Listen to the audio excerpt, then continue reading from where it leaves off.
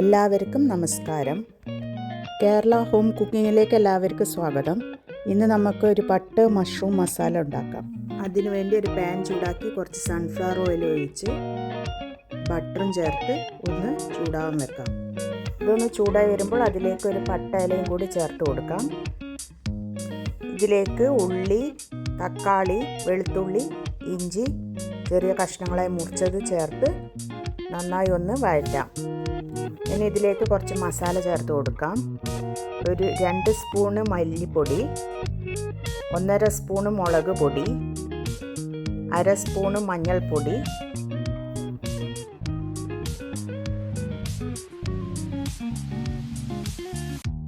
ഒരു 1/4 സ്പൂണ് ജീരകം, ഇതെല്ലാം കൂടി ചേർത്ത് എല്ലാം നന്നായി ഒന്നും കൂടി വഴറ്റി കൊടുക്കണം.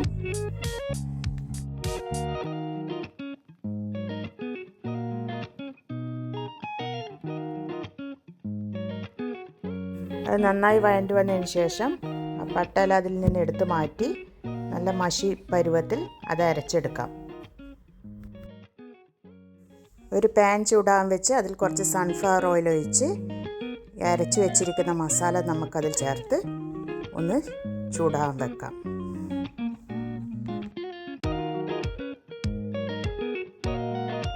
ഒന്ന് നന്നായി ഇളക്കി കൊടുത്ത് ഒന്നും കൂടി നന്നായിട്ടൊന്ന് ചൂടായി വരട്ടെ.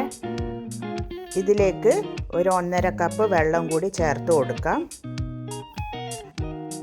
പാകത്തിന് ഉപ്പിടാം. ഒന്ന് നന്നായി തിളക്കട്ടെ. ശേഷം അതിലേക്ക് മുറിച്ച് വെച്ചിരിക്കുന്ന മഷ്റൂമും കൂടി ചേർത്ത് നന്നായി വേവിച്ചെടുക്കാം.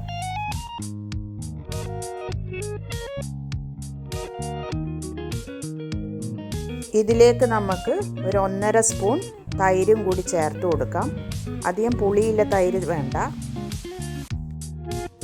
ഒന്ന് നന്നായി തിളച്ച് വന്നതിന് ശേഷം അതിലേക്ക് 1 സ്പൂൺ ഗരം മസാല പൊടിയും കൂടി ചേർത്ത് കൊടുത്ത് ഒന്നും കൂടി ഇളക്കി വേവാൻ വെക്കാം. ഇതിലേക്ക് ഒരു 2 സ്പൂണ് ഫ്രഷ് ക്രീമും കൂടി ചേർത്ത് കൊടുക്കാം.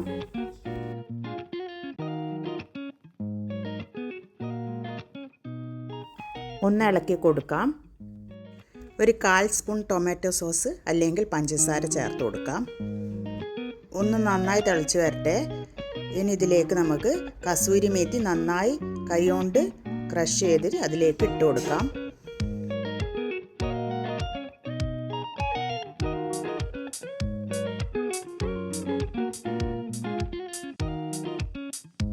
ഇതൊന്ന് നന്നായി തിളച്ച് വന്നതിന് ശേഷം ഇതിലേക്ക് കുറച്ച് ഓയിൽ ചേർത്ത് കൊടുക്കാം.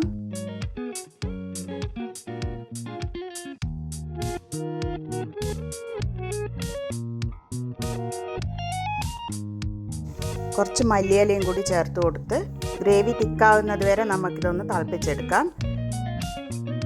നമ്മളുടെ സൂപ്പർ ടേസ്റ്റിയായ ബട്ടർ മഷ്റൂം മസാല ഇവിടെ റെഡിയായിരിക്കുന്നു.